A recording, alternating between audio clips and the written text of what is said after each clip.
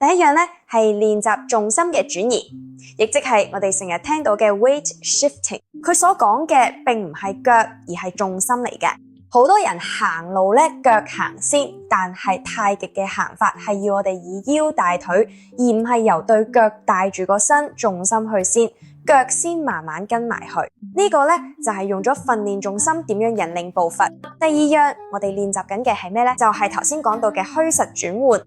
太極講究虛實分明，行路都係一樣，唔係叫你左右腳交換咁簡單，而係一隻腳承重，另一隻腳真正嘅放鬆，每一步都要清楚邊隻腳係實，邊隻腳係虛。第三樣練習佢係咩咧？螺旋式行路，普通行路係隻腳行出去，係咪就冇行？但係咧，太極嘅行法係由我哋嘅骨盤、腰脊帶動，脊柱旋轉，肩同胯對應，形成一個內在嘅 spiral walking。內在嘅螺旋步態，咁外在嘅螺旋步態亦都有好多種練習，例如 S 曲線由單一嘅直線變成有螺旋嘅步伐，呢個係咩嚟呢？呢個就係太極嘅前絲勁，唔單止係喺手上面嘅，咁我哋嘅脊柱、腰脊、骨盤同埋步伐入邊都可以呈現出嚟。